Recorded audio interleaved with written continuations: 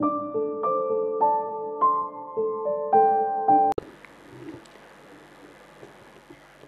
बहुत बहुत आभारी हैं सम्माननीय सांसद महोदय जी की। आप हमारे इस कार्यक्रम में पधारे और बहुत संक्षिप्त में ही अपने विचार हम लोगों को सुनाएं। और अब किसी प्रकार भी समय न गंवाते हुए मैं परम पूज्य गुरुदेव जी से विनम्र प्रार्थना करता हूं कि आप अपने गंभीर विचारों से, आशीर्वचनों से हम सबको कृतार्थ करने की कृपा करें।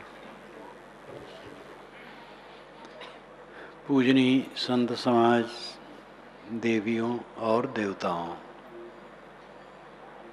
हम इस संसार में आए हैं, क्यों आए हैं? यहाँ मेरा कौन है? किसके लिए आए हैं? कौन रह जाएगा? फल क्या होगा? क्या कभी सोचते हैं? जानवर की तरह खाते हैं, बच्चे पैदा करते हैं और ऊट-पटांग व्यवहार करते हैं, जीवन को विकारग्रस्त करते हैं। जानवर ऐसा नहीं करता। जानवर का खाना संयत है। अधिकतम जानवर हैं जो शाकाहारी हैं, वो मांस खा ही नहीं सकते। मांसाहारी जानवर भी तंबाकू नहीं खा सकते, शराब नहीं पी सकते।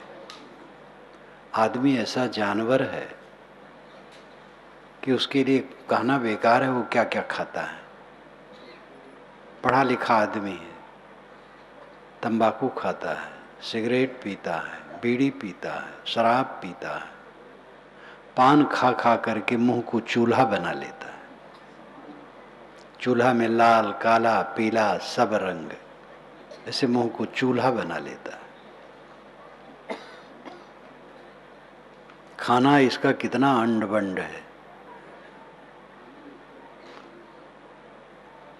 ऐन्द्रिक भोग इसका कितना विकृत है। अधिकतम जानवर केवल गर्भाधान के लिए संजोग करते हैं। अब आदमी की क्या दशा है? अत्यंत लंपट। जानवर के सामने डंडा उठाओ तो भागेंगे मारने के डर से, इसके बाद उनको कोई डर नहीं। अब आदमी भूत प्रेत, जादू टोना, जंतर मंतर, कोई छींक दिया तो आती सरक गई। कहीं चले और छुछा घड़ा लेके आ गया कोई तो काम बिगड़ गया। किसी ने कहा दिशाशूल है तो बिगड़ गया, ग्रह टेढ़ा है। न मालूम कितना भय दिमाग पर सवार है, बिल्कुल निरर्थक। न कहीं भूत है, न प्रेत है, न जादू टोना की कोई चीज है, न कोई देवी देवता है जो आपके ऊपर चढ़ बैठे। देवी देवता तो ये सब बैठे हैं, मनुष्य हैं, प्राणी हैं। आदमी अत्यंत भयभीत है, पदे पदे रोज खाता है, रोज सोचता है क्या खाएंगे। अब आदमी का high blood pressure, sugar, heart की बीमारी, ये सब होती, जानवरों को नहीं होती। जानवरों का मजदूरों में नहीं होती है, ये सामान्य वर्ग, मध्यम वर्ग और धनियों में होती है। अन्य कारणों से ये रोग आ सकता है, कोई मानसिक विकार से ही नहीं, अन्य कारणों से भी आ जाता है। मनुष्य की अपनी कुछ मजबूरियां भी हैं, लेकिन मनुष्य पदे पदे भयभीत है।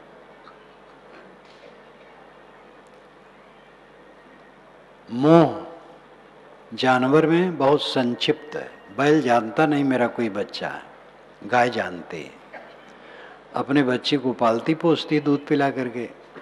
जब बड़ा हो गया तो निश्चिंत, पता नहीं बच्चा कहाँ है। लेकिन आदमी बच्चे के बच्चे हो गए तब भी चिंतित है। अपना बच्चा जवान ही नहीं है, बाल भी पकने लगे हैं और बच्चे के बच्चे जवान हो गए हैं, लेकिन उसकी चिंता नहीं छूट रही। मोह माया से ग्रस्त, जानवर से भी बहुत गिरा आदमी, और अगर ये उठ जाए तो यही तो भगवान है। जीवन का फल क्यों है, क्या है, क्यों आए हैं, क्या लाभ है, क्या रहेगा? आदमी कितने हैं जो विचारते हैं? इसीलिए सब पीड़ित हैं। हमारे जीवन के दो पक्ष हैं, एक व्यवहार, एक अध्यात्म। व्यवहार प्रबल है और आदमी व्यवहार ही में जीवन बिता देता है। व्यवहार के साथ भोग विलास उफान शैतान बढ़ा लेता है। अध्यात्म की तो झांकी भी नहीं झांक पाता है। लेकिन जीवन के केवल दो पहलू हैं, व्यवहार और अध्यात्म।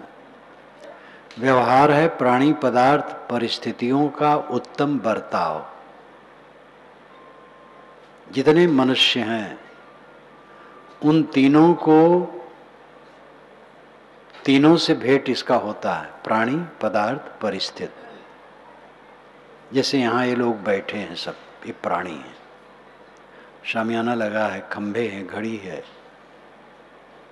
और सब कई चीजें हैं, सब ये पदार्थ हैं। और प्राणी पदार्थों की विशेष अवस्था परिस्थिति है। जैसे 2 घंटे के पूर्व यहाँ की परिस्थिति भिन्न थी, कल की परिस्थिति बहुत भिन्न थी। आज अधिकतम लोग चले गए, थोड़े लोग रह गए।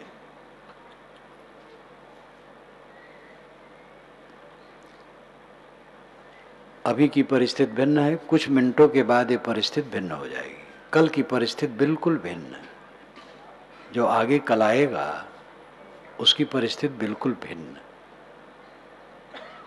प्राणी पदार्थ परिस्थिति, ये तीन में गुजरते हुए आदमी का जीवन बीतता है। इन तीनों से सावधानी से बर्ताव करने वाला सुख के रास्ते पर पहुंचता है। इन्हीं में सब उलझ उलझ के मरते हैं।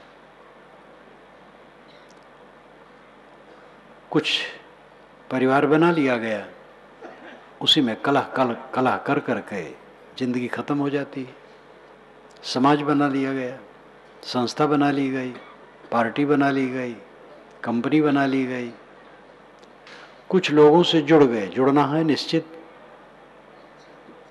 और उसी में कलह कर करके मरते हैं।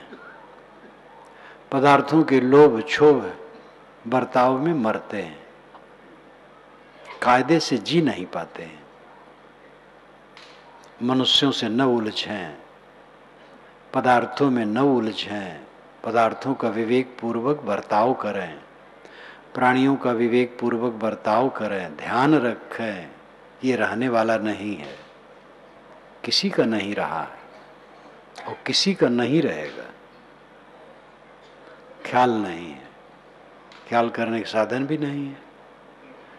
न सत्संग है, न स्वाध्याय है, न चिंतन है, न एकांत सेवन है, न आत्मनिरीक्षण है, न ध्यान है। होश हवास ही नहीं है। जिंदगी कैसे बिताना चाहिए? जोश है, जवानी का जोश है, धन का जोश है, पद का जोश है, रुपए पैसे का जोश है, मान प्रतिष्ठा का जोश है, गुरुवाई महंती का जोश है। जोश सब जगह जोश है। संबंध में जोश, गर्व, घमंड। हम जिन जिन प्राणी पदार्थ परिस्थिति अवस्था गुण कर्म स्वभाव उपलब्धि से जुड़ते हैं उनकी गर्माहट आती है, और है वो थोथी, रहने वाली नहीं। वही गर्माहट इकट्ठी होती जाती है और अंदर अंदर वो काटती है। जवानी के जोश में हमें पता नहीं रहता है, अनुकूल परिस्थितियों के जोश में पता नहीं रहता है। जवान नहीं, बूढ़े ही हो गए, स्वस्थ हैं, धन दौलत है, मान पद प्रतिष्ठा है, या जितना भी जिनके है, फंसने भर का साधन झोपड़ी में भी है, महल में भी है। महल में तो है ही, झोपड़ी में भी है। जो कुछ हमारे चारों तरफ है उन्हीं की अहंता और ममता, भोग की वासना, चौधराना गांठने की वासना, और फिर कलह, राग द्वेष, और उसी के संस्कारों का जखीरा चित्त में बटोर लेना, फिर उसी में जलते रहना, यही मनुष्य की कमाई है। पैसे का फल, प्राणी पदार्थों का फल, पद का फल, प्रतिष्ठा का फल, सारे संबंधों और उपलब्धियों का फल एक है, मानसिक खुराफात।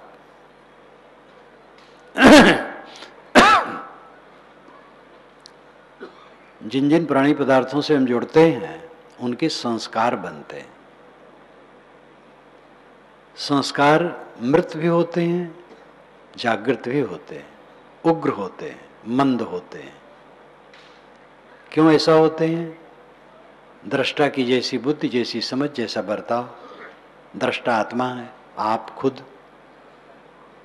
अगर आप किसी प्राणी पदार्थ में जोर से मोह करके जुड़ते हैं तो संस्कार उग्र बनते हैं, और मंद मंथर मोह करके जुड़ते हैं तो मंथर संस्कार बनते हैं, और हल्का करते हैं तो हल्का संस्कार बनते हैं, और केवल अनासक्ति पूर्वक व्यवहार करते तो मृत संस्कार बनते हैं। संस्कार उसके भी होते हैं लेकिन खींचते नहीं। कुछ मिला, कुछ खिंचाव नहीं। बहुत लोग मिले, बहुत लोग प्रतिष्ठा किए, बहुत लोग हाथ जोड़े, लेकिन अपने मन में कोई खिंचाव नहीं है तो संस्कार तो उसके भी बनेंगे, ख्याल आएगा, लेकिन मन में कोई उद्वेग नहीं होगा, न मिलने की कांक्षा, न छूटने का भय। सम। जैसे हम चलते फिरते पेड़ पौधों को देखते हैं, मकानात को देखते हैं, तमाम प्राणी पदार्थों को देखते हैं, और सहज दृष्टि उन पर रहती है, उनके संस्कार जो बनते हैं मृत रहते हैं, मृत संस्कार याद हो जाते हैं, लेकिन कोई खिंचाव नहीं, कोई बैर नहीं, कोई मोह नहीं, सहज। विवेक होने से इससे भी और उच्च संस्कार रहता है, बिल्कुल मृत संस्कार, याद तो हो जाता है लेकिन कोई खिंचाव नहीं, उसको लेकर कोई तकलीफ नहीं। बिना ज्ञान विवेक के आदमी जिन जिन से जुड़ता है उनमें राग करता है और द्वेष करता है। जहां अनुकूलता मिलती है राग करता है, जहां प्रतिकूलता मिलती है वहां द्वेष करता है, और ये मन में ये प्रक्रिया चलती रहती है। और जितनी तीव्रता राग द्वेष में होती है उतने तीव्र संस्कार मन में इकट्ठे होते हैं और वे चालते हैं, चित्त को चालते हैं। एक सज्जन थे, मुकदमेबाज, शायद अभी जीवित हैं, 90 से तो कम नहीं हुए, बहुत मुकदमेबाज। अपना मुकदमा न हो और लोगों का ले लेते थे। जिस दिन कोई मुकदमा ना हो तो भी कचहरी में घूम आते थे। बिना कचहरी में गए वकीलों के पास बैठे उनको संतोष ही नहीं होता था। बुढ़ा गए, जब असमर्थ हो गए, घर बैठ गए, एक दिन मुझसे उन्होंने कहा, महाराज मेरे मन में बहुत बेचैनी रहती है। मैंने कहा जीवन भर कमाई क्या किए हो? खुराफाती कमाई, मुकदमेबाज। कुछ लोगों को मुकदमा नहीं रहता तो उनको पचता नहीं है भोजन, इसलिए दूसरे मुकदमा ले लेते हैं। तो एक मुकदमा की बात नहीं है, काम भोग की तृष्णा सबसे गहरी है। कुछ लोग अत्यंत कामी होते हैं, वो तो बहुत गए बीते हैं। गृहस्थी मर्यादा के अनुसार अगर सही बात कही जाए तो केवल गर्भाधान के लिए संजोग होना चाहिए, और 1-2 बच्चे हो गए तो बहुत हैं। आजकल तो एक मानना चाहिए। जनता बहुत बढ़ गई, सरकार परेशान है। चीन में कड़ा कानून है, इसलिए एक बच्चा वहाँ, यहाँ तो अभी दर्जनों लोग पैदा करें कोई हर्ज नहीं। यहाँ का जनतंत्र भी ढील है, क्योंकि बरसाती मेढक की तरह राजनीतिक पार्टियां बहुत हैं, और ये जितनी राजनीतिक पार्टियां अधिक होंगी उतना ही देश का नुकसान होगा। तो एक संतान हो जाए बहुत है, और जिनके संतान न हो वे सौभाग्यशाली हैं।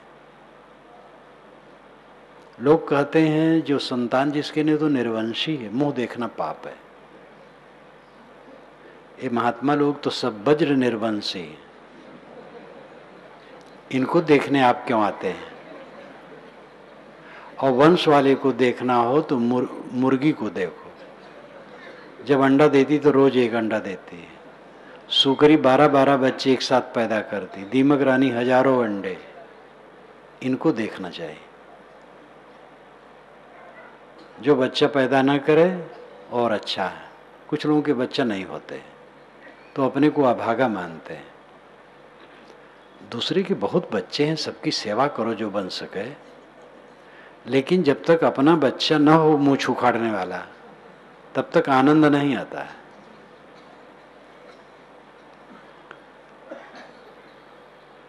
केवल गर्भाधान के लिए संयोग होना चाहिए। आत्मा वही चाहते पुत्र। ऋषियों ने कहा है आत्मा स्वयं पुत्र रूप में जन्म ले लिया। आत्मा वही चाहते पुत्र। व्यक्ति की आत्मा मानो पुत्र रूप में जन्म ले लिया तो पत्नी तो मां हो गई। बड़ा कड़ा नियम है। लेकिन आदमी कितना पतित है, ये तृष्णा जितनी होगी तकलीफ होगी। क्रोध की भावना किसी में ज्यादा होती, बैर विरोध करने की रुचि, उसके संस्कार कितने खराब होंगे। हविष तृष्णा, तो ये संस्कारों का जो समुच्चय मन में इकट्ठा होता है ये काटता है। आदमी होश में नहीं, ज्ञान ही नहीं, समझ ही नहीं है, बस जोश है, पद मिला है, धन मिला है, शरीर अभी मजबूत है, लोग हैं, बस वो खेल रहा है, अपने साथ पूरी शत्रुता कर रहा है, मन की खुराफात इकट्ठा कर रहा है। न ध्यान, न चिंतन, न विनम्रता, न ये बोध, ये सारा संबंध झूठ है। संबंध का अर्थ ही झूठ। झूठ दो प्रकार का हम कह सकते हैं। एक झूठ वह है जो कभी न हो, जैसे खरगोश के सींग।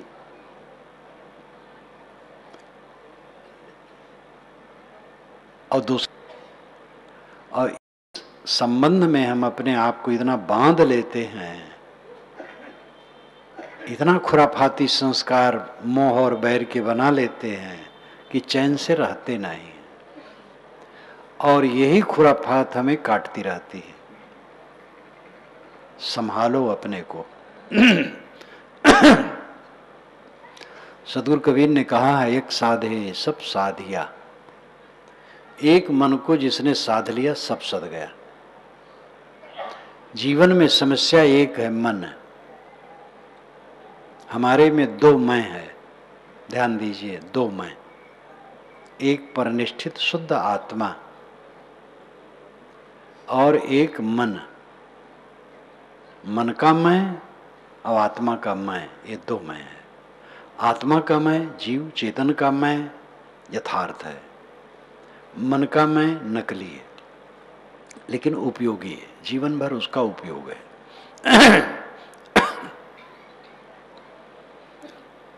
मैं देह हूं, मैं ब्राह्मण शूद्र हूं, हिंदू मुसलमान हूं, ईसाई यहूदी हूं, साधु गृहस्थ हूं, स्त्री पुरुष हूं, ये व्यवहारिक है। और ये मन का मैं है, विद्वान हूं अविद्वान हूं, एक ही आदमी जीजा है, साला है, ससुर है, दामाद है, समधी है, शत्रु है, मित्र है, पता नहीं काका है। तो ये जो मैं है, ये मन का मैं बहुत विस्तृत है। और इसी में सारे कांटे इकट्ठे होते हैं। कांटेदार झाड़ियाँ इसी मय में इकट्ठी होती हैं और ये झाड़ियाँ हमारे अंदर रहती हैं और इसी मय में वर्तमान करना रहता है। तो इसी में नुच नुच करके रात दिन घायल रहते हैं। और ये झूठ है, थोड़े दिन के लिए है, औपाधिक है, संबंधित है, स्वतः नित्य नहीं है। इस झूठे मय में पढ़ करके हम अपने को खोते हैं। इस झूठे मय से जागना चाहिए। ये झूठा मय काम के लिए, व्यवहार के लिए, सारा संबंध झूठा है। अभी है फिर नहीं रहेगा, लेकिन करना है। साहब की साखी यहीं याद आती है कहूँ तो है नहीं, नहीं कहा ना जाए, हाँ नाही के बीच में साहब रहा समाए। अगर कहूँ है तो साहब कहते है नहीं, और नहीं कहते नहीं बनता है। ये सभा को मैं कैसे कहूँ नहीं है, लेकिन है कैसे कहूँ? अभी कुछ समय में उठ जाएगी। है नाही, हाँ नाही के बीच में साहब रहा समाए। ज्ञानी हाँ नाही के बीच में रहता है क्षणिक, और नाही है अनंत काल के लिए। मेरा शरीर है, कितने क्षण के लिए ये पता नहीं है, लेकिन ये निश्चित है कि ये कुछ समय में खो जाएगा। और जब खो जाएगा तो कितने समय के लिए? अनंत काल के लिए। है कण बराबर और नहीं है पर्वत बराबर। जो पर्वत बराबर है वो हमें दिखता नहीं है, और जो कण बराबर है वो पर्वत बराबर दिखता है रहा पूजी गई गवाएं। ये भी साहब की आदि साखी है होए रहा। मेरे धन है, परिवार है, बाल बच्चे हैं, मान प्रतिष्ठा है, मेरे क्या नहीं है। कुछ लोग तो डींग हाँकते हैं, मेरे क्या नहीं है। साहब कहते मूर्ख, है रहा पूजी गई गवाएं। आध्यात्मिक पूंजी तेरी खो गई है, क्या है तेरे? ये सब झूठ है। तो संबंधित वस्तुओं में गर्माहट आती, अहंकार आता। अहंकार सारे दुखों का पिता है।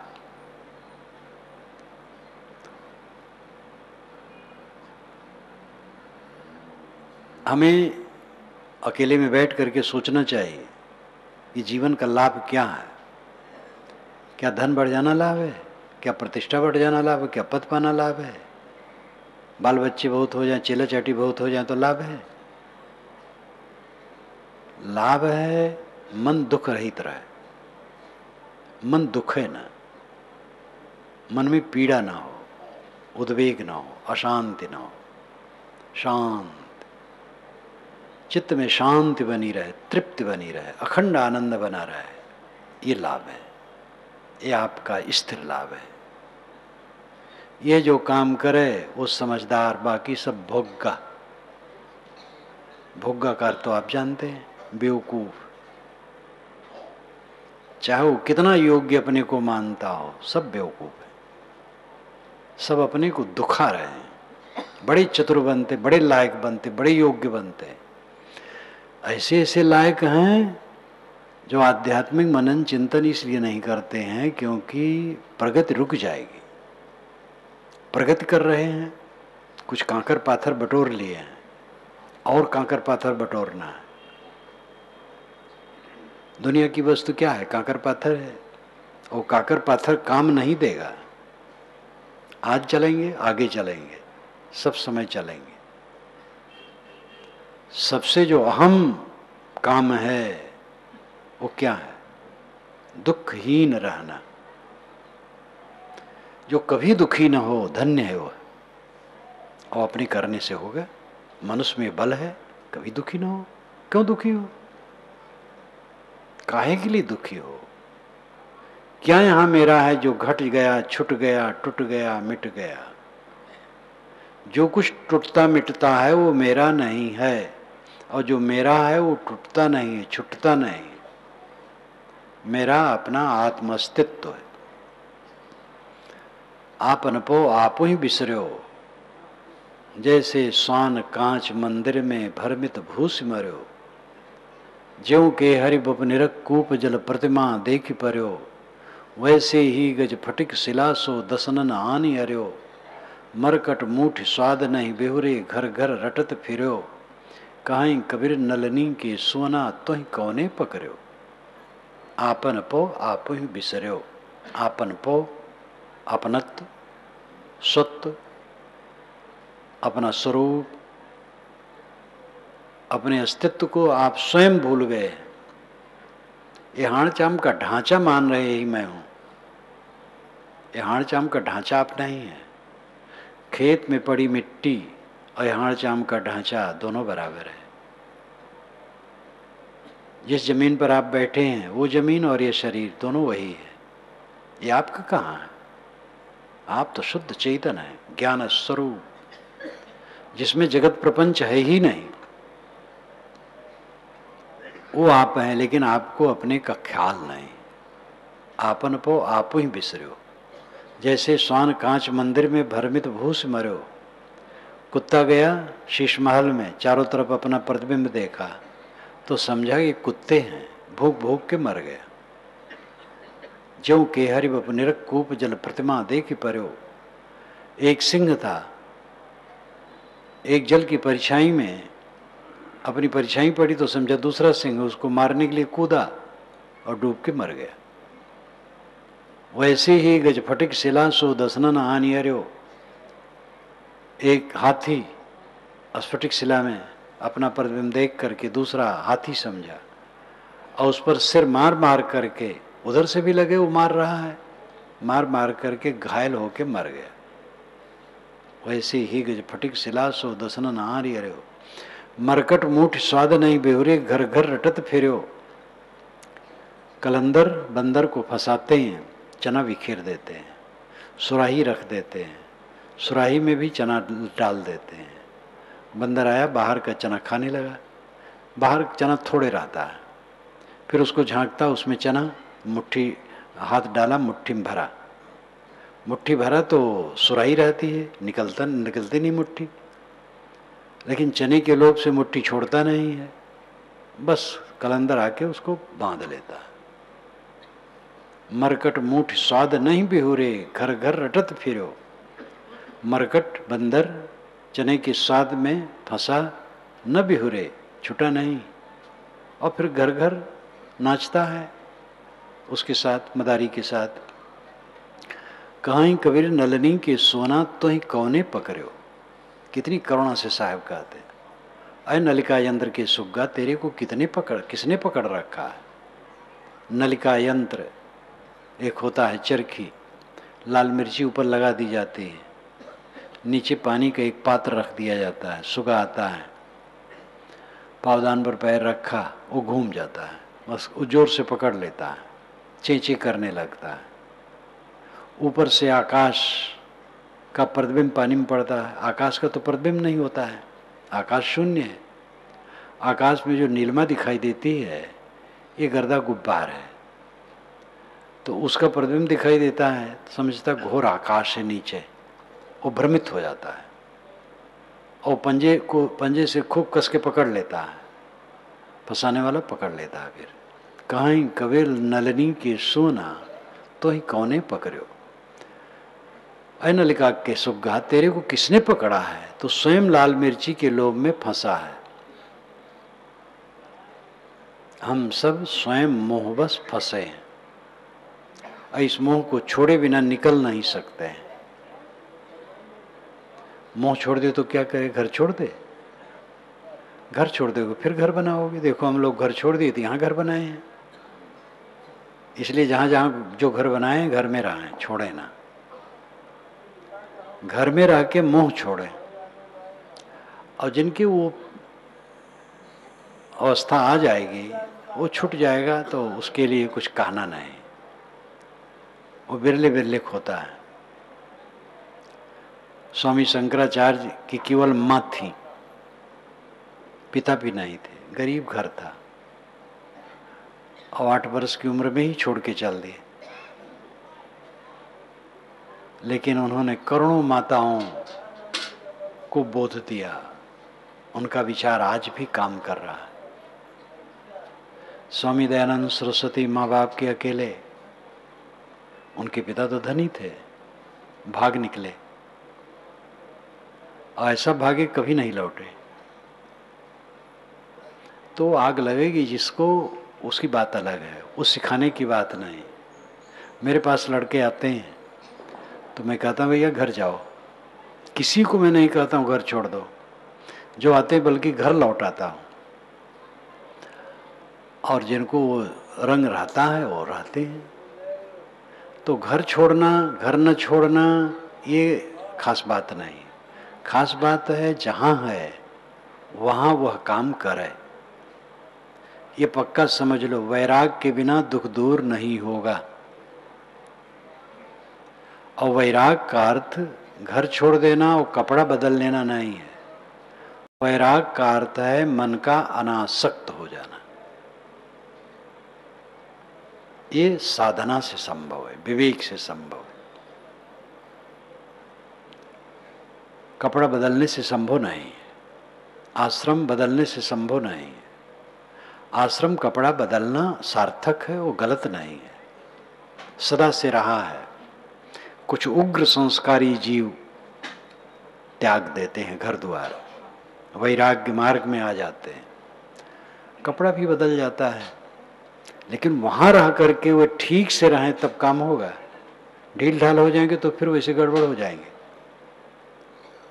साधु मार्ग में आए, निर्यत्न सब सुविधा मिल गई, सदाचार भी है, कोई मोटे दुर्गुण नहीं है, उतने में ठंडे हो गए, आगे का रास्ता रुक गया, तो उनका भी दुख दूर नहीं होगा। जो घर में है, जो विरक्त रूप में है, दोनों को वैराग की जरूरत है। वैराग विवेक से उत्पन्न होता है, जो मन की एक अनासक्ति अवस्था है। घर में रहो, परिवार को पालो, बच्चों को, परिवार को शुद्ध स्नेह दो, पालो पोषो, लेकिन वैराग्य रखो मन में, अनासक्त रहो। कुछ ऊंच नीच हो जाए व्याकुल न हो, होना ही है। ये संसार स्थिर रहने वाला है ही नहीं, किसी भी स्थिति में विचलित न हो, ऐसे अपने मन को बनाओ। विवेक का ऐसा अभेद्य किला बना लो कि उसमें दुख प्रवेश न हो।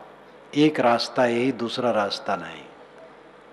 कोई भगवान आपका उद्धार करने वाला नहीं है। सदगुरु भी केवल रास्ता बताएगा, आपका उद्धार नहीं कर पाएगा। आपका उद्धार आपको खुद करना है, दूसरे का बल नहीं है आपका उद्धार करे। हमने स्वयं खुराफात बना करके मन में भरा है, स्वयं ही उस खुराफात को समाप्त करना है। हमने दुख बनाया है, हम दुख मिटा सकते हैं। दुख में कोई दम नहीं है, भ्रांति, अविवेक है। जिसमें हमारी चिपकाहट हो कुछ नहीं। लेकिन ये तब बोध होगा जब मरने का टाइम आएगा, तब कुछ करने लायक आदमी नहीं रहेगा।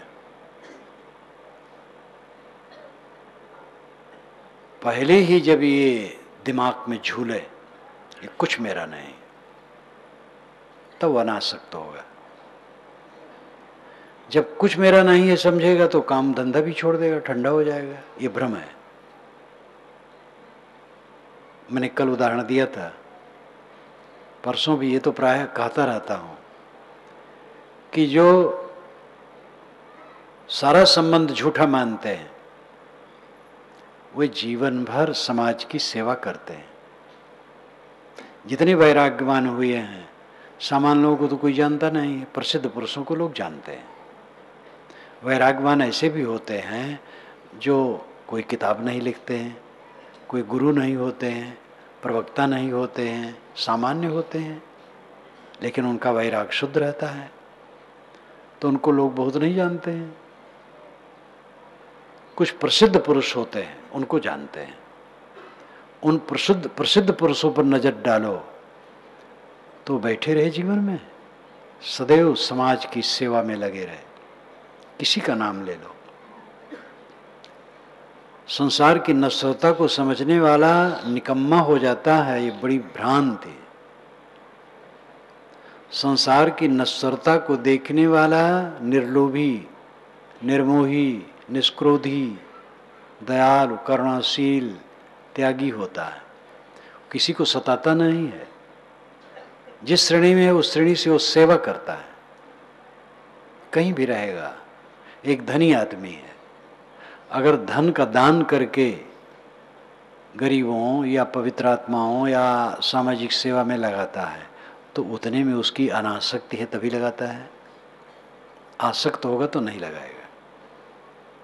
अनासक्ति से ही सेवा होती है। वो पैसे से सेवा करता है, संत विवेक विचार से सेवा करते हैं, अन्य लोग अपने अपने ढंग से सेवा करते हैं। ऐसे भी वकील होते हैं जो कुछ लोगों का काम बिना पैसे के कर देते हैं, कुछ गरीबों को राहत दे देते हैं, कोई धार्मिक संस्था काम हुआ फ्री कर देते हैं, तो ये उनकी अनासक्ति है। कितने डॉक्टर हैं जो संतों से पैसा नहीं लेते हैं, किसी मत के संतों पैसा नहीं लेते हैं, चिकित्सा कर देते हैं, जो बन सकता दवाई भी दे देते हैं, कमाते हैं और तो है ही है। तो ये अनासक्ति है। तब ऐसे भी डॉक्टर हैं कि अपने चपरासी से भी पैसा ले लेते हैं। जो उनका चपरासी खड़ा है दिन भर, अगर वो बीमार पड़े तो उससे भी पैसा ले लेते हैं। तो आप बदहवास हैं वे। अपनी अपनी योग्यता के अनुसार सबको सेवा परायण होना चाहिए। हमारी सेवा पूरी सृष्टि कर रही है, हमें भी दूसरे की सेवा करनी चाहिए। संसार सहयोग से चलता है।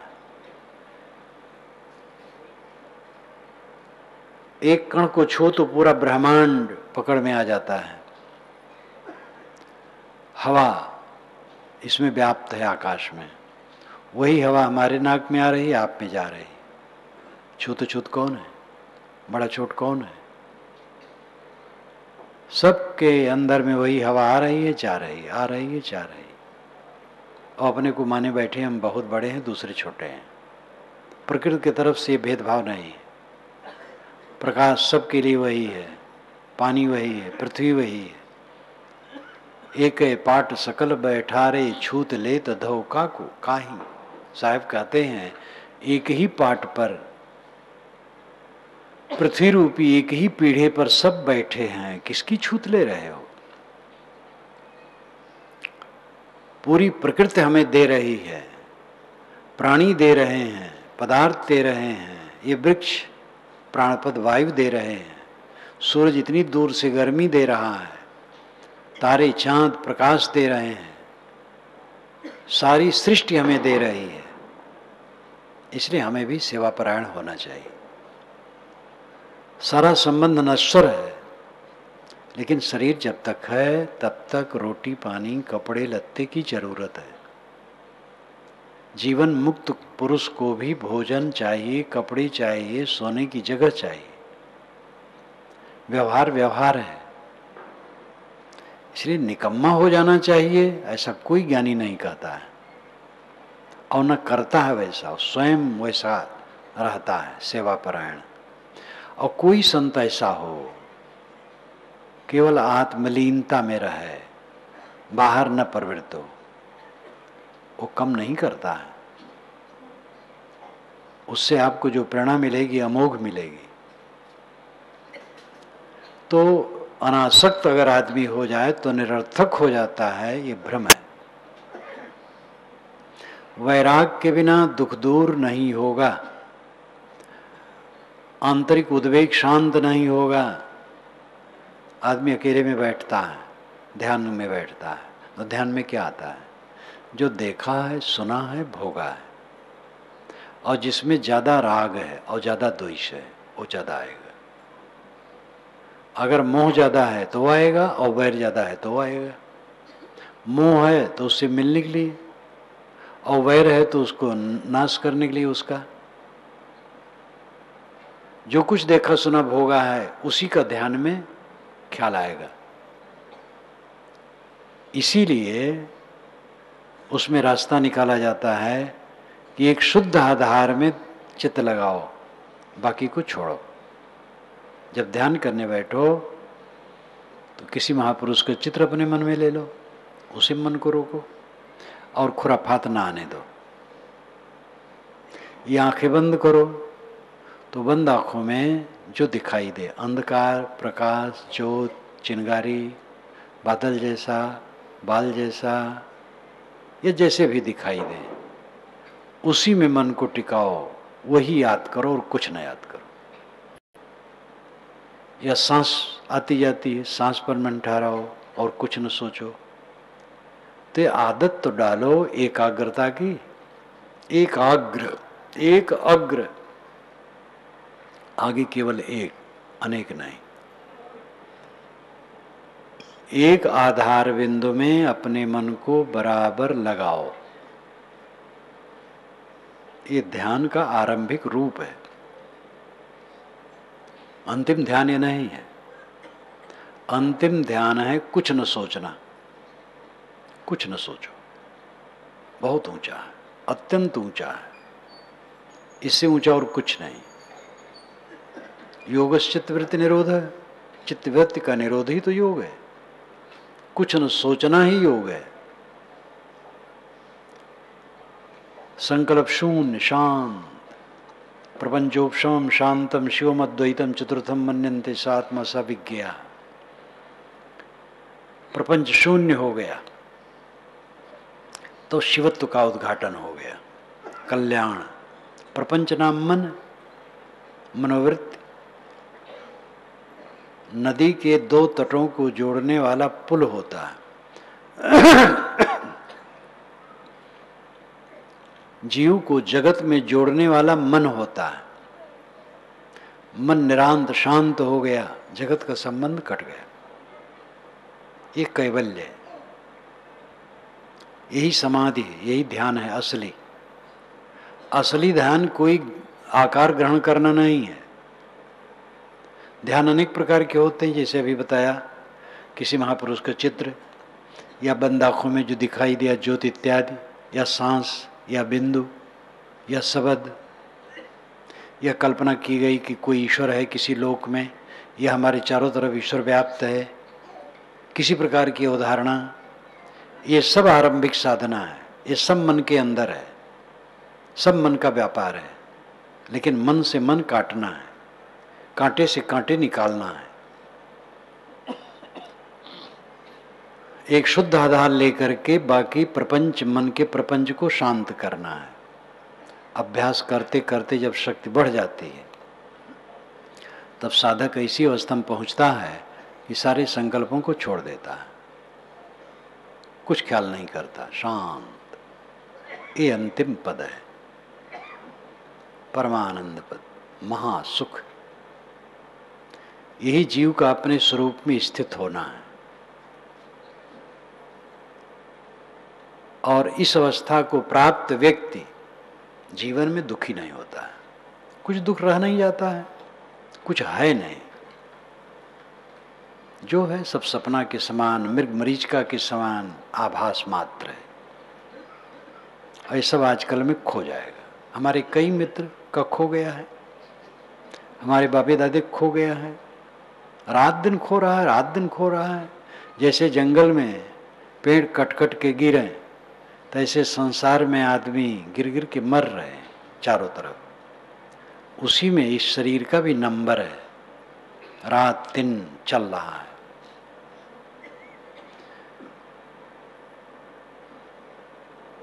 स्वरूप स्थित जीवन का परम फल है, आत्मस्थित, आत्म विश्राम।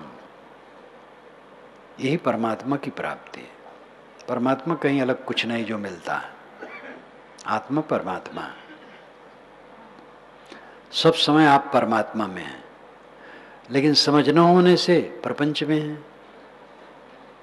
शुद्ध मय में रहे तो परमात्मा में है, अशुद्ध मन मय में रहे तो प्रपंच में है। अशुद्ध में मन है, शुद्ध में आत्मा है। आदमी हरदम मन के मय में रहता है, इसलिए हरदम वो नुचता रहता है झाल झंखाड़ में, या आग में जलता रहता है। बच्चे ने कुछ कह दिया, जल रहा है चित्त। पिता ने कुछ कह दिया, भाई ने कह दिया, पत्नी ने कह दिया, पड़ोसी ने कह दिया, चित्त जल रहा है, क्योंकि अहंकार है। अहंकार मिटा दे, क्या जलन। जिसने कह दिया अपना स्वभाव, विचार, समझ, क्या जलना है। झूठ, सब झूठ। आज से 50 वर्ष के पूर्व मेरा अपमान हुआ था, सम्मान हुआ था, कुछ है? 40 वर्ष के पूर्व, 30, 20, 10 वर्ष के पूर्व, 5 वर्ष के पूर्व, गत वर्ष में, आज सुबह उधरा है? कुछ नहीं। सब भागता चला जा रहा है, सब भागता चला जा रहा है। आदमी देख नहीं पाता है, अंधा है। क्यों अंधा है? अविद्या से। अविद्या का जबरदस्त पर्दा लगा है, उसी ने बनाया है और उसी को फाड़ना है। कोई नहीं फाड़ देगा, न कोई भगवान फाड़ देगा, और गुरु तो बेचारा क्या करेगा, उपदेश करेगा बस। अपना उसने फाड़ दिया है। अगर पूर्ण गुरु है तो अब आप अपना फाड़ो, रास्ता दिखाएगा, कोई और फाड़ने वाला नहीं। ये तथ्य है। सस्ते नुस्खे सब चाहते हैं, तो सस्ते नुस्खे खूब बना दिए गए हैं। कल मैंने कहा था कि महाभारत और 18 पुराण, इनमें छांटने पर 40,000 श्लोक निकलेंगे जो दिमाग खराब करा हुए हैं। गंगा में नहाने से मोक्ष, नर्मदा का नाम लेने से मोक्ष, प्रयाग में मुंडन कराने से मोक्ष, काशी में मरने से मोक्ष, और ये संगम में डूब करके मरने से मोक्ष, एकादशी से मोक्ष। एक मियाँ था बूढ़ा, टट्टी कर रहा था। एक सूअर आया, तो सूअर टट्टी खाते हैं, तो उसको ढकेल दिया बूढ़े को। तो उसने कहा हराम, गाली दिया उसको, और शरीर छूट गया। तो राम के दूत उसे लेने आए, और यमदूत आए लेने के लिए, क्योंकि वो कसाई काम करता था। तो यमदूत ने कहा भाई जीवन भर कसाई काम किया, हम इसको नरक में ले जाएंगे। राम के दूत ने कहा है अंतिम में हा राम कहा है। तो यमदूतों ने कहा हा राम नहीं कहा, हराम कहा है। कहे वो हो गया, राम आ गया तो बस बेड़ा पार है। राम इतना नहीं समझ पाते हैं कि हराम कहा है कि हा राम कहा है। पुराणों ने इतना बिगाड़ा है, क्या कहा जाए। ये बात नहीं, उसमें सब खराब है, अच्छी बातें भी हैं। हमें खुशी होती है वेद की ऋषियों से। वेद की ऋषि ऐसा नहीं कहते हैं, बहुत पुरा काल में हुए हैं, लेकिन इतनी बढ़िया बात तो कहते हैं, क्या पूछना। प्राकृतिक शक्तियों को देवी देवता मान करके प्रार्थना अवश्य करते हैं, भाव कभी है, हृदय उनका गदगद है प्रकृति से, लेकिन वे कारण कार्य व्यवस्था को मानते हैं, नियम को मानते हैं। और वेद कोई पढ़ पावे तो देखेगा वेद क्या कहते हैं। जो मेरा है चारों वेदों का सार है, 121 संदर्भों में, 700 पृष्ठों में, चारों वेदों के विषय को मैंने वहां रखा है। देखिए उस जमाने में रहते हुए उनमें कितनी उदारता है, और बहुत चमत्कारों से वो अलग हैं। और पीछे के लोग तो इतना चमत्कार गढ़ डाले कि हद हो गया। चारों वेदों में जीवीम श्रद्धा शतम श्रद्धा शतात का ध्वनन है। जीवीम श्रद्धा शतम पश्याम श्रद्धा शतम, ये तो एक जगह है। श्रद्धा शतात कहीं है, यानी 100 वर्ष से ऊपर जिए। श्रद्धा शतम 100 वर्ष जिए, श्रद्धा शतात 100 वर्ष से ऊपर जिए। 100 वर्ष से ऊपर आज भी लोग जाते हैं। और 100 वर्ष तक हम बसंत देखें, 100 वर्ष तक ये करें, ये 100 वर्ष की बात बहुत है। कहीं वैदिक ऋषि नहीं कहते हैं हम 1000 वर्ष जिए और कई 100 वर्ष जिए। और ये पुराण वाले इतने घाघ हैं कि 11 अरब बरस राज तो राजा परिवर्त करते रह गए। इस श्रीमद् भागवत में लिखा है 11 अरब बरस तक राज्य करते रह गए। गोस्वामी जी ने कहा काकभूषुंड 27 कल्प तक एक ही आश्रम पर रहे। यहाँ बसत मोहि सुनु खग ईशा, बीते कल्प 7 अरुबीसा। अय खगेश, गरुण जी, इस आश्रम पर रहते रहते मेरे 27 कल्प बीत गए। एक कल्प 4 अरब 32 करोड़ वर्ष का होता है, तो 1 खरब करीब 16 अरब बरस तक मैं इसी आश्रम में हूं। एक काकभूषुंड बाबा कहते हैं। और वाल्मीकि रामायण में काकभूषुंड शब्द नहीं है। काकभूषुंड के अस्तित्व को तो छोड़ो, शब्द ही नहीं। ये गोस्वामी जी ने अलग से घसीट करके वहां कर दिया है। तो इतनी गिरावट आई है 2-2,500 वर्षों में इधर कि क्या कहा जाए। सस्ते नुस्खे में कभी मत पड़ो। हम और आपने अपना दुख बनाया है, भगवान की माया ने बनाया, बहुत भूल जाओ एकदम। ये भी खूब हल्ला है, ईश्वर की माया सबको नचा रही, महा झूठ। हमारी माया हमें नचा रही है। माया है मोह, हमने बनाया, हम काट सकते हैं। ये आत्मविश्वास करो। कर बहिया बल आपनी छाड़ बिरानी आस, जाके आगन नदिया वह सो कस मरे पियास। साहब कहते ने अपने बाहुबल का भरोसा करो, दूसरे की आशा छोड़ दो। जिसके आंगन में नदी बहती वो प्यासा क्यों मरे। आपको उत्तम मानव शरीर मिला है, सत्संग मिला है, सदग्रंथ मिला है, स्वास्थ्य है, समय है, लग जाओ। कुछ काम देगा नहीं। दिल में जो दिल बन के धड़के, गए तो न देखा जरा मुड़ के। ये फिल्म का गीत है। फिल्म का गीत भी मैं याद रखता हूं, क्योंकि ये वेद शास्त्र, कुरान पुराण, गुरबाणी से कम नहीं है। दिल में जो दिल बन के धड़के, गए तो न देखा जरा मुड़ के। और इसकी कहानी है, मैं समय समय से कहता हूँ। गुजरात में था, 72 में पहली बार गया हूँ, 1972 में। तो शायद 73 लग गया होगा या 72 का अंत हो। एक गांव में गया तो एक लड़का भक्त का 18 वर्ष का पढ़ता था, आया। 18 वर्ष की उम्र में तो हृदय सरल रहता ही है। कहा साहब मैं गीत सुनाऊं? कहे सुनाओ। तो ये गीत गाया। जिंदगी कैसे ही पहेली हाय, कभी तो हंसाए कभी तो रुलाए, तो भी देखो मन नहीं जागे, पीछे पीछे विषयों के पीछे पीछे सपनों के भागे। एक दिन सपनों का राही चला जाए सपनों से आगे। जिन्होंने सजाया यहाँ मेले, सुख दुख संग संग झेले, वही चुनकर खामोशी चला जाए कहाँ। दिल में जो दिल बन के धड़के, गए तो न देखा जरा मुड़ के, रह गए मन की डगर पे यादों की धुकों से उड़ के। वो खूब बढ़िया गाया। 2-3 वर्षों, कई वर्षों के बाद जब गया, कई वर्षों के बाद गया, तो वो विवाहित था, प्रौढ़ था। उसके घर गया तो मैंने कहा वो गीत सुनाओ। कैसा भूल गया। तो मैंने सुना दिया। मैंने गाया नहीं, ऐसे सुना दिया। जब जाता हूं तब कहता। अब तो अगणित बार गया हूं और अलग भी रहता हूं तो वहां आता है, गुजरात में मिलता है। तो मैं कहता हूं भाई वो सुनाओ, तो हंसता है। साहब तो भूल गया।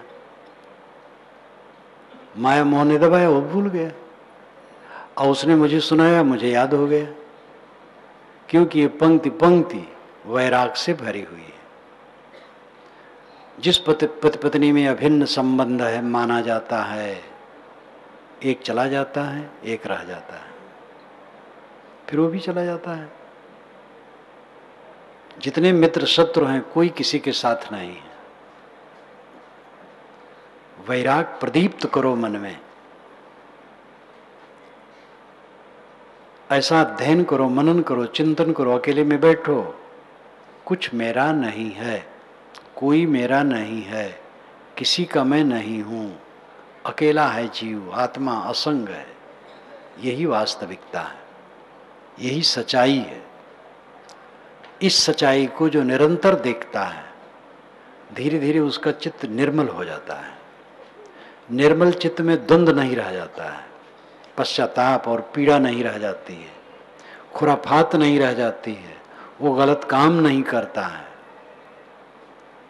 उसका मन सदैव प्रसन्न रहता, आनंदित रहता है।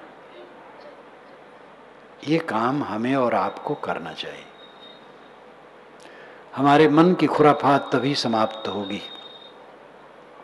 समस्या केवल मन है और कुछ समस्या नहीं, घटनाएं हैं। कोई प्रिय मर गया, कोई समस्या नहीं, घटना है, बीत जाएगा। जो जीवित हैं उनकी सेवा करो। अपमान हो गया, सम्मान हो गया, हार हो गई, जीत हो गई, ये समस्या कुछ नहीं है, घटना है। जीवन में घटनाएं घटती हैं निरंतर, और उसमें हम प्रतिकूल घटनाओं को, जिसको हम प्रतिकूल मानते हैं, समस्या मान लेते हैं। समस्या कहीं है ही नहीं। विवेकवान के लिए कोई समस्या नहीं है। इसलिए अपने मन को विवेक में बलवान बनाओ, इसके लिए समय निकालो। रोज अकेले में बैठो, रोज अपने गुणदोषों पर सोचो, दोषों को घटाओ, गुणों को बढ़ाओ। रोज स्वाध्याय करो ज्ञान के ग्रंथों का, रोज ध्यान करो। जो ध्यान ज्ञान में प्रवीण संत पुरुष हैं या गृहस्थ सज्जन साधक कोई हैं, उनसे मिल करके राय लेते रहो, ये काम करो। जब करते जाओगे तो ये शक्ति बढ़ेगी, तब दुख घटेगा। ऐसे सुन लेने से खाई नहीं घटेगा। सुन लोगे, सुनते समय अच्छा रहेगा, इसका प्रभाव भी कुछ अच्छा होता ही है, लेकिन जब प्रयोग में लाया जाएगा तब वो दशा आएगी। असली काम यही है, जहाँ हम आए हैं यहाँ हमारा कोई नहीं और कुछ नहीं। यहाँ हम बैठे हैं, मेरा संस्थान है, मेरा समाज है, बिल्कुल झूठ। न मेरा संस्थान है, न मेरा समाज है, न मेरा शरीर है, कहने पर का। अभी मेरा शरीर यहीं छूट जाए, मेरा और मेरे संस्थान से कुछ संबंध होगा? और छूटना है, पक्का है, जवान जवान का छूटता है। और मेरा जिस शरीर से मैं बैठ करके कह रहा हूँ, ये तो 8वें दशक में है, किनारे है, जाने हैं। लेकिन जो जवान है वो अहंकार न करे, उनको भी जाना है। बच्चों को जाना पड़ता है, शिशुओं को जाना पड़ता है। उस समय नहीं जाएंगे तो धीरे धीरे खिसक करके जाएंगे। जाना तो सबको है। जहाँ ऐसा है, अचानक उठ जाना है, अचानक पर्दा गिर जाना है और सदा के लिए भूल जाना है, वहाँ हम बैठे हैं। कैसी गाफिली, किसका मुंह, किसका अहंकार, किसमें चिपकाहट? पागलपन है हमारा। अहंकार करना, किसी में चिपकना, किसी को मान लेना ये मेरा है, घोर अविद्या है, घोर अंधकार है। और ये अंधकार बुद्धि से जानने मात्र से नहीं कटेगा, जब निरंतर साधना चलेगी तब कटेगा, धीरे धीरे कटेगा। साधना में कोई लगा रहे, कटता चला जाएगा, और ऐसा दिन आ जाएगा कि पूरा कट जाएगा। शरीर में रहते रहते अशरीर, देखते हुए नहीं देखता है मानव, जानते हुए नहीं जानता है, व्यवहार करते हुए मानव नहीं करता है, सबके बीच में रहते हुए अकेला है। ऐसी दिव्य स्थिति हो जाती है। और ये स्थिति कोई भी प्राप्त कर सकता है। पहले शुरू तो करे, दुख थोड़ा घटावे तो। बहुत लदी हुई है, भूले मन समुझ के लाद लदनिया, थोड़ा लात बहुत मत लादे, टूट जाई गर्दनिया। भूखा होए तो भोजन कर ले, आगे हाट न बनिया। और प्यासा होए तो पानी पी ले, आगे देश न पनिया। कहें कबीर सुनो हो संतो, काल के हाथ बिकनिया। भूले मन समुझ के लाद लदनिया। ये जो लादी लाद रहे हो मोह का, और खूब घाव माऊ कर रहे हो मेरा है मेरा है मेरा है, इस पागलपन को छोड़ो। कुछ भी मेरा नहीं। इस अनासक्ति भाव में जीने वाला दुखहीन होता है। और ऐसा आदमी निकम्मा नहीं होता है, सेवक होता है। जहाँ रहता सेवापरायण होता है, आत्मकल्याण करता है और उससे बहुतों को प्रकाश मिलता है। मैंने आपसे शुरू किया था कि हम कौन हैं, कहाँ आए हैं, यहाँ क्या है, ये चक्कर मकर देख रहे हैं, यहाँ पर क्या मेरा है? एक कण मेरा नहीं है यहाँ। मेरा स्वदेश दूसरा, ये तो फॉरेन में बैठा हूँ, फॉरेन में, विदेश में बैठा हूँ। स्वदेश ही नहीं है, स्वदेश तो आत्मा है। जब मन सिमट गया, इंद्रियां सिमट गईं, अंतर्मुख हो गया, तब अपने देश में पहुंच गए। यदा पंचावतिष्ठन्ते ज्ञानानि मनसा सह बुद्धिश्चन विचेष्टतामाहु परमाम गतिम।